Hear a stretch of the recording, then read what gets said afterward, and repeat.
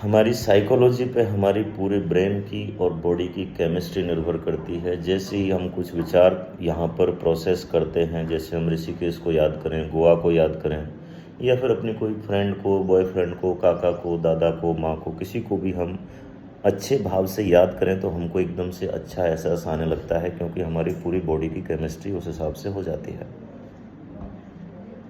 हम कुछ याद करते हैं तो कई बार एक्साइट होने लगते हैं, उत्तेजित होने लगते हैं, कई बार गुस्सा होने लगते हैं, कई बार दुखी होने लगते हैं, जबकि घटनाएं कुछ हुई नहीं है, केवल हमने उसको सोचा। सोचने से वैसे ही जब हमारे ब्रेन की केमिस्ट्री बदले, चाहे हम बीड़ी पी के, सिगरेट पी के, चाय पी के, कॉफ़ी पी के, मीठा खा के, चाहे शराब पी के, चाहे गांजा या भांग खा के, उससे हमारी बॉडी की, ब्रेन की केमिस्ट्री बदलती है, और केमिस्ट्री बदलती है हमारा सोचने का तरीका बदल जाता है। जो आदमी पहले नाच नहीं पा रहा था, 2 पैग अंदर गए और ऐसा नाचता है कि साला रुकता नहीं। जो आदमी पहले बोल नहीं पा रहा था, अपने आप को दबा के रखा हुआ था, थोड़ी सी भांग ले ली और फिर ऐसे बोले कि साला कोई रोक नहीं पाया उसको। यानी केमिस्ट्री बदली और उसका व्यवहार बदल गया। इन दोनों को संतुलित करके ही हम जीवन को संतुलित कर सकते हैं। इसके बिना जीवन में संतुलन नहीं आ सकता। हमारे जो इंटरनल थॉट पैटर्न चलते रहते हैं, दिमाग में जो विचार चलते रहते हैं, वो कई बार हमको अनरेस्ट में रखते हैं, और वो अनरेस्ट हमारे बालों को सफ़ेद कर सकता है, बालों को उड़ा सकता है, चेहरे के ग्लो को कम करता है, हमको एलर्जिक बना सकता है, हमको इरिटेबल बना सकता है, हमारी स्किन के ऊपर रैसेस करवा सकता है। वो सारा इरिटेशन, वही सारी चीज़ हमारे बॉडी के शुगर का लेवल बढ़ाती हैं, वही चीज़ें हमारे ब्लड प्रेशर का स्तर बढ़ाती हैं।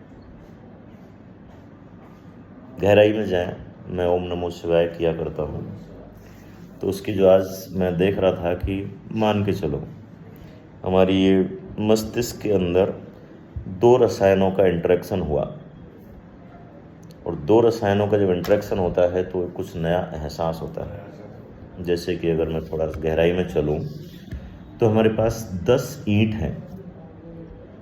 अब उन 10 ईंटों को हम किसी सर्टेन तरीके से लगाएंगे तो क्या बन जाएगा?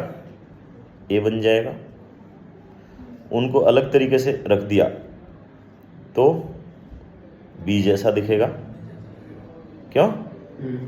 और किसी और अलग तरीके से रख दिया तो सी जैसा दिखेगा, और अलग तरीके से डी, ई, एफ या एक्स, वाई, जेड जैसा दिखेगा वो। यानी कि चीज़ें तो वही हैं, ईंट तो वही है, लेकिन हमने उनको अलग अलग तरीके से नहीं, अलग अलग तरीके से रख दिया। यानी बातें तो वही हुई, जीवन में घटनाएं तो वही हुई, लेकिन हमने अपने मन में उसको किस तरीके से रखा है, वैसा ही हमको वो एहसास देगा। यानी ए है तो ए का एहसास देगा, बी है तो बी का देगा। अगर उसको ए बना दिया तो ए का, कै बना दिया तो कै का, क्योंकि कै भी तो बन सकता है 10 ईंटों से। 10 ईंटों को हमने ऐसे रख दिया, ये देखो ऐसे, तो वो कै बन गया। आप इमेजिन कर पा रहे होंगे सब लोग। हमने उनको किस तरीके से रखा है वैसा ही हमारा एहसास होता है। तो हमारा एहसास हमारे चयन पर निर्भर करता है कि हमने उस घटना के बाद थॉट पैटर्न को किस तरीके से हमारे दिमाग के अंदर रखा। और दूसरी बात, हमने उसको भले ही कैसे भी रख दिया, लेकिन हम लोग उसको बदल भी सकते हैं।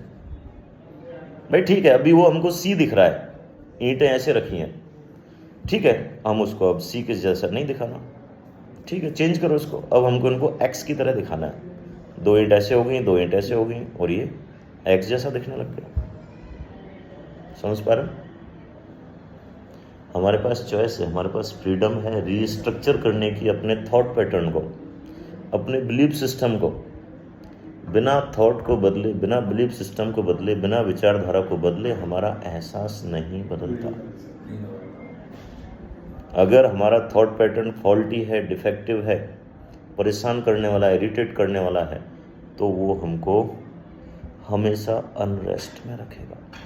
भले ही वो घटना हुए 5000 साल हो गए, 5000 साल हो गए, अरे राम तूने ऐसा क्यों किया, अरे कृष्ण तूने ऐसा क्यों किया, अरे अर्जुन तूने ऐसा क्यों किया।